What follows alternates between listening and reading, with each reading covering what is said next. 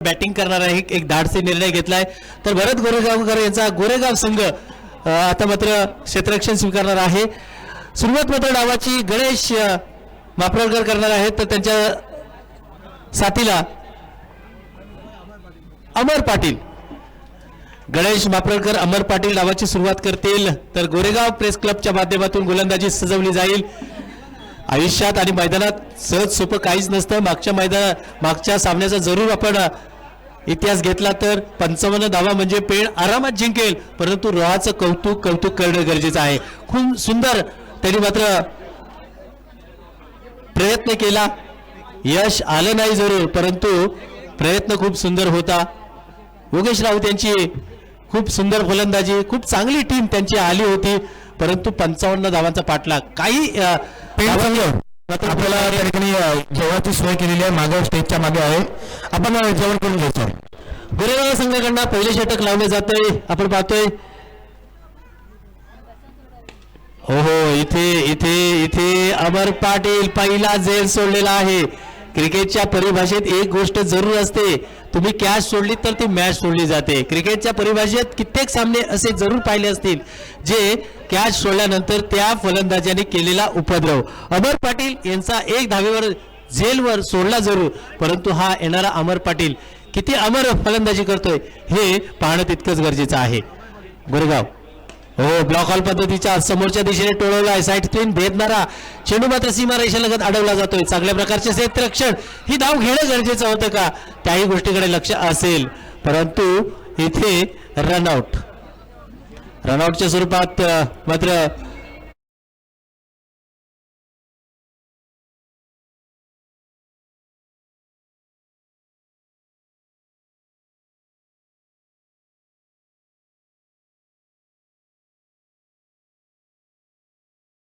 एक रन आणि दुसऱ्याला आउट झाला म्हणजे ती शॉर्ट रन झालीच. एकच रन घेतो मागच्या, एक सुद्धा रन नाही. ओके ओके ओके अंकुश घाणेकर मैदानात दाखल होत आहेत, नवीन बॅटर आपण पाहतोय.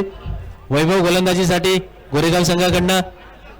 हो ब्लॉक हॉल या प्रश्नाला उत्तर नाही क्रिकेटमध्ये, परंतु मागील काळात याही प्रश्नाला उत्तर महेंद्रसिंग धोनी यांनी हेलिकॉप्टर शोधला. त्यांचे मित्र संतोष पाल यांनी तो फटका उदयास आणला आणि महेंद्र धोनीला जरूर शिकवला, परंतु संतोष पाल हे जास्त काळ टिकले नाही, कारण त्यांना लिव्हरचा आजार झाला. ही सुद्धा तितकीच महत्वाची गोष्ट. परंतु जसप्रीत बुमराह यासारखी गोलंदाजी केली जाते.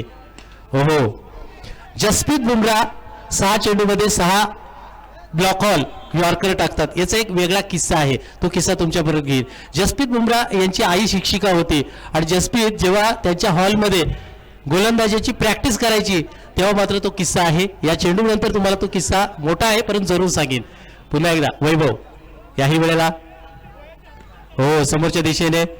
जसप्रीत बुमराह काय करायची, दुपारच्या वेळेला त्यांच्या हॉलमध्ये गोलंदाजीची प्रॅक्टिस करायची, चेंडू मात्र हॉलमध्ये टाकण्याचा प्रयत्न करायचे आणि असं करताना चेंडूचा आवाज यायचा. आई झोपलेली असायची, आई उठायची आणि त्यांना ओरडायची.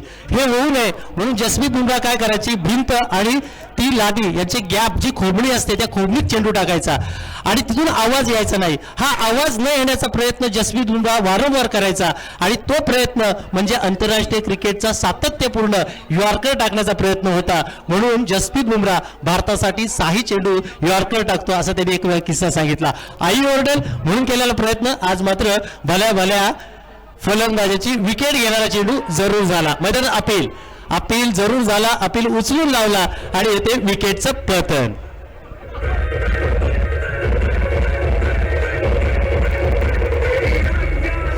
क्या बात है. हा प्रेम, हा उत्साह म्हणजेच आमचं क्रिकेट, पत्रकार बांधवांचं क्रिकेट. आपण पाहतोय आऊट जरूर झाले, परंतु याचा आनंद भरत गोरेगाव झालं आणि बघता मैदानात आणखीन एक विकेटचं पतन झाले. पहिलं षटक आपण पाहतोय या ठिकाणी समाप्तीला आलेलं आहे आणि धावा झालेल्या आहेत फक्त 5 धावा धावफलकावर. खूप सुंदर सामने चाललेले आहेत, बरेचसे किस्से मैदानात जरूर आहेत. आपण पत्रकार बांधव आहेत, तुम्हाला बऱ्याचशा गोष्टी वाचनाची कला आहे. सावंत तवसालकर मैदानात दाखल झालेले आहेत. खूप तौसालकर सावंत. बऱ्याचशा वाचन तुमच्याकडे आहे. हल्ली वाचन खूप लोकांचं कमी झालेलं आहे. व्हॉट्सअप फेसबुकने ही करामत केलेली आहे. हल्ली वृत्तपत्र वाचली जात नाही. त्यांना फक्त एका मिनिटात मोबाईलमध्ये बातमी पाहणं खूप गरजेचं आहे. 5 धावा धावफलकावर षटक क्रमांक 2. ओहो, इथे मात्र याही वेळेला चांगला चेंडू, परंतु एक काळ असा होता जोपर्यंत वृत्तपत्र येत नाही तोपर्यंत आपल्याला समोरची बातमी समजत नव्हती. काल काय घडलं हे पाहण्यासाठी आज उजाडणं गरजेचं होतं, परंतु आज तुम्ही टीव्हीचा एक चॅनल लावा, 24 तास लाईव्ह बातमी तुम्हाला पाहायला भेटेल. परंतु प्रिंट मीडियाचे ते पत्रकार खऱ्या अर्थाने झगडत असतात, कारण बातमी गोळा करणं त्यांच्याकडे एक वेगळं चॅलेंज असतं. डिजिटल मीडिया आला आणि तिथून पत्रकारितेची एक वेगळी भाषा सुरू झाली. इथे मात्र मोठा झेल पकडला जातोय. आणखीन एक विकेटचं पतन होते आणि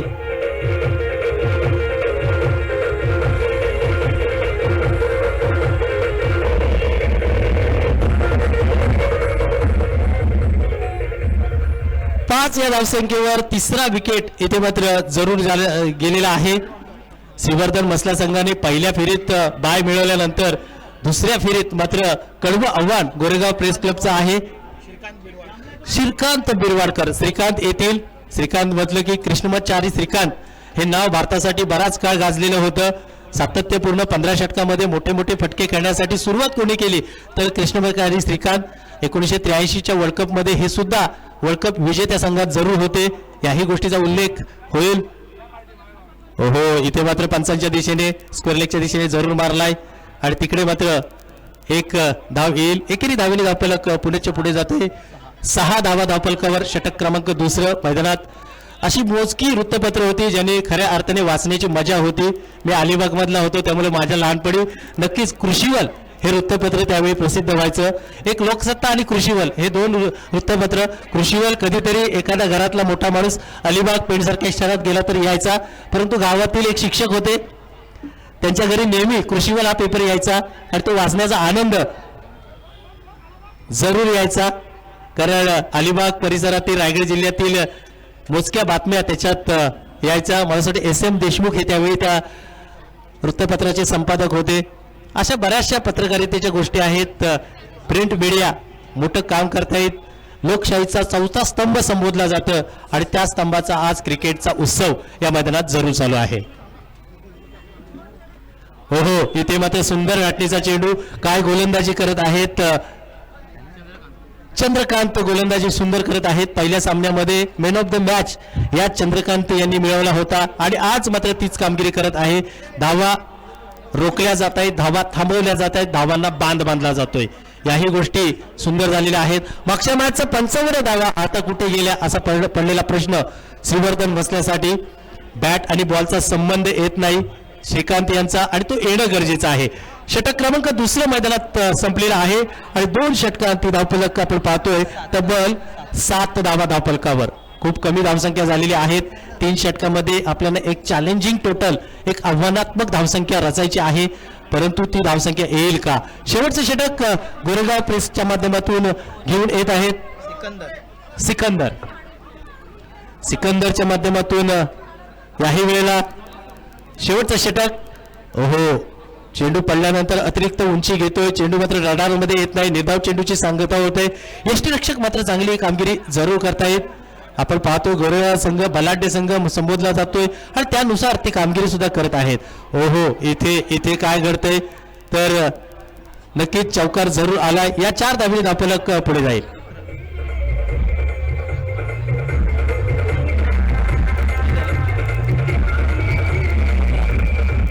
धन्यवाद. 11 धावा धावफलकावर. परंतु मागच्या सामन्यात एक दुःख घटना जरूर घडली की रोहा संघ मैदानाच्या बाहेर गेला. सकाळी त्यांनी जल्लोष केला. चेंडू देऊ. सकाळी मात्र या सामन्याची ऊर्जा रोहा संघाने विजयानंतर जो नृत्य केला, डान्स केला, आनंद केला तो मात्र त्यांचा दुलखुलास होता आणि आज मात्र ते थोडे शांत झालेले आहेत. परंतु त्यांच्या मते एक भावना असेल की आपले कुठले तरी पत्रकार बंधू जरूर आज जिंकतील आणि त्यासाठी ते आज संध्याकाळपर्यंत जरूर असतील.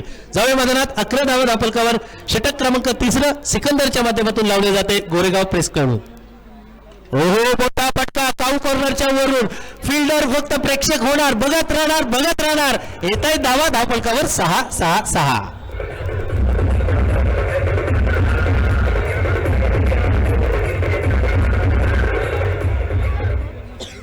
या 6 धावांनी धावफलक 17 वर जाऊन पोहोचलेला आहे. धावांचा ओघ वाढलेला आहे. समाधानकारक धावसंख्या रचावी लागेल श्रीवर्धन मसला संघासाठी आणि ते येते का हे पाहणं गरजेचं आहे. पुन्हा एकदा फुलटॉस याला डीप स्क्वेअर लेगला पाठवलाय, जाईल सीमारेषा पार, येईल चौकार, 4 धावा, वेलकम बाउंड्री.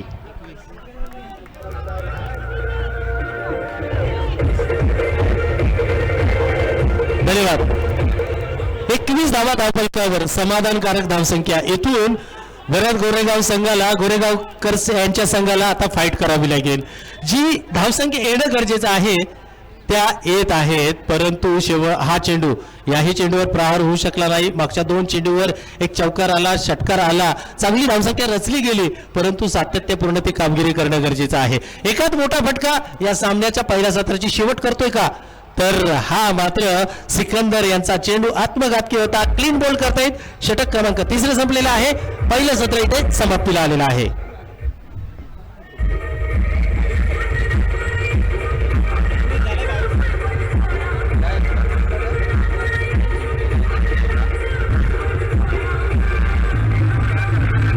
धन्यवाद. गोरेगावचे सर्वेश गोरेगावकर आमच्यात जोडलेले आहेत आणि त्यांची एक फरमाईश होती की एखादा गौतमी पाटीलचं गाणी होऊ द्या. ते फॅन आहेत गौतमी पाटीलचं आणि म्हणूनच हा गाणी लावला गेला. 22 धावा धावफलकावर करायच्या आहेत गोरेगाव संघाला. या ऐकूया अजित अवसरे यांच्या आवाजात 22 धावांचा पाठलाग कसा होतोय.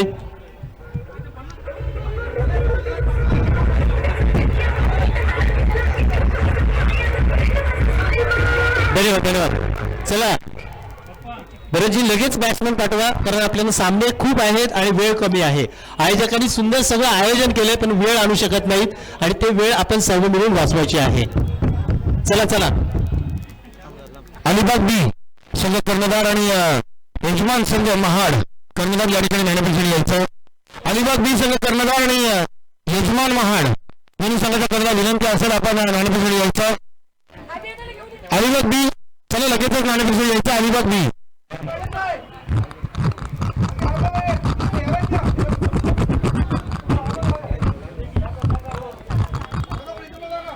चला गोरेगाव संघ आपण फलंदाज पाठवा. गोरेगाव चला सलामीची जोडी मैदानाच्या आतमध्ये पाठवायचा. गोरेगाव संघ. अलिबाग बी संघ कर्णधार होऊन आलेले आहेत. रोहन अलिबाग बी संघाचे कर्णधार या ठिकाणी आलेले आहेत. महाड संघ त्याला नाणेफेक करून घ्यायचं. अष्टीकर साहेबांना विनंती असेल आपण या ठिकाणी या संघाचा नाणेफेक करून घ्यायचं. अलिबाग बी आणि यजमान महाड. गोरेगाव संघ आपले फलंदाज लवकरात लवकर पाठवा. गोरेगाव संघ.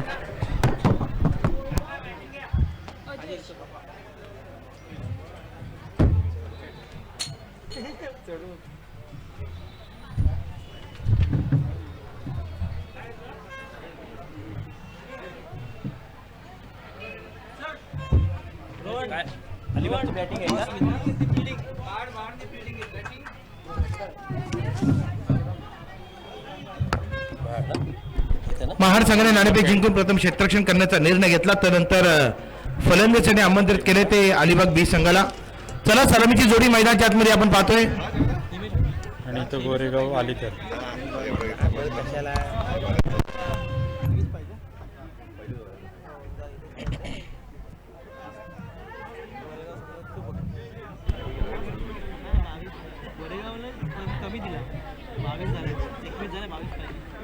गोरेगाव संघ आपली कोण आहे ए कोण आहेत ए सलामीला कोण आहेत. नवीन बॉल टाक खाली नवीन बॉल खाली. सलामीची जोडी मैदानाच्या आतमध्ये आपण पाहतोय. आजेश आणि वैभव ही सलामीची जोडी आपण मैदानाच्या आतमध्ये पाहतोय. स्ट्राईकला आहे तो आजेश, नॉन स्ट्राईकला आहे तो वैभव. तो संघाचं पहिलं षटक चंद्रास नगरकर. आपण कुठे असेल तर रवी शिंदे येऊन भेटायचं. चंद्रास नगरकर गोलंदाज नाव कळवा. गणेश. गणेश या ठिकाणी गोलंदाजी मार्गवरती असतील. 21 धावपलकावरती आहेत तर 22 धावांचं आव्हान असणार आहे. 18 चेंडू आणि 22 धावांची गरज असताना आपण जर पाहिलं तर सलामीची जोडी तुझा घेऊन ये आठच्या खेळाडूंना बोलव. महाडच्या सर्व खेळाडूंना विनंती असेल आपण रोहन शिंदे आणि रवी शिंदे यांना भेटायचं आहे. महाडचा संघ सामन्यास सुरुवात केली जाते. अजेश त्या ठिकाणी आपण जर पाहिलं तर सुंदर क्षेत्ररक्षण केलं जातं. एका धावेवर समाधान मानावं लागतं. त्या ठिकाणी चुकीची फेक ओव्हरथ्रो देखील केला जातोय.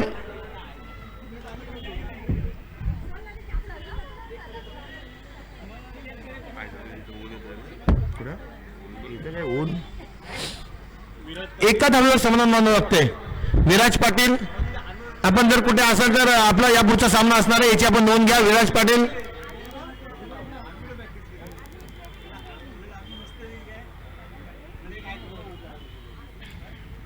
सुंदर चेंडू आहे. बहुधा चेंडू डावलेशीच्या खूपच बाहेर पंच चेंडू स्वर घोषित करतायत. अवंतर धावेने धावसंख्येत भर पडते. धावसंख्या होते ती 2 धावा धावपलकावरती लागतात. अतिशय चांगला खेळ आपण पाहतोय. रायगड प्रेस क्लब आणि महाड प्रेस असोसिएशनच्या माध्यमातून साकार करण्यात आलेली ही स्पर्धा. धनुच्यात पुढचा चेंडू सुंदर चेंडू आहे. पॉईंटच्या क्षेत्रामध्ये चेंडूला फक्त दिशा दिली गेली. चेंडू त्या ठिकाणी स्टेजवरती आदळतो. एक धाव पूर्ण होते. दुसरी धाव घेण्याचा देखील प्रयत्न होतोय. दोन्ही धावा या ठिकाणी सुखरूपरित्या पूर्ण देखील केल्या गेल्या आणि धावपलकावरती धावा लागतात त्या 4 धावा धावपलकावरती आहेत. तब्बल 23 धावांचं लक्ष घेऊन 22 धावांचं लक्ष घेऊन उतरला संघ आपण त्या ठिकाणी गोरेगावचा पाहतोय. अजेश आणि वैभव मैदानाच्या आतमध्ये असेल. सुंदर फटका आहे. त्या ठिकाणी क्षेत्ररक्षक मात्र चेंडूकडे पाहत राहतोय. 1 बॉल चेंडू सीमारेषा बाहेर चौकार.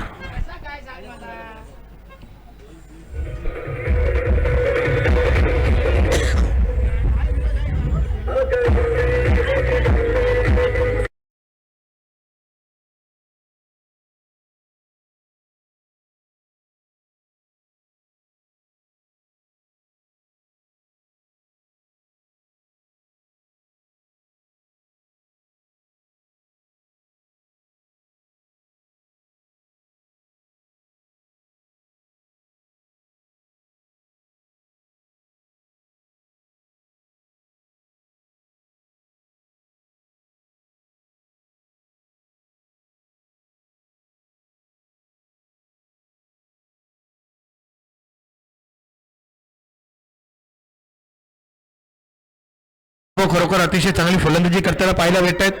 22 धावांचं लक्ष घेऊन उतरला संघ त्या ठिकाणी आपण जर पाहतो गोरेगावचा संघ.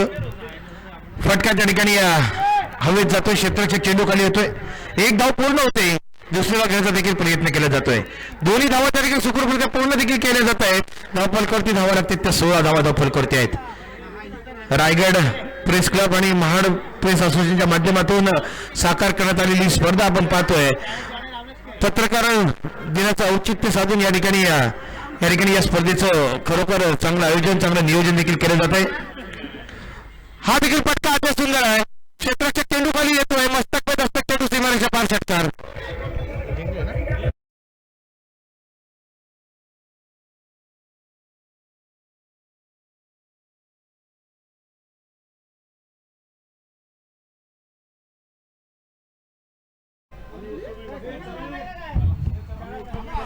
गोरेगाव संघ या ठिकाणी विजय होतोय. विजय संघाचे अभिनंदन आणि हरल्या संघाचे देखील आभार. गोरेगाव संघ आपले आभार आहेत कारण आपण लवकर सामना संपवलात. संदीप जाधव साहेब नक्कीच या सामन्यामध्ये खेळताना पाहायला भेटतील.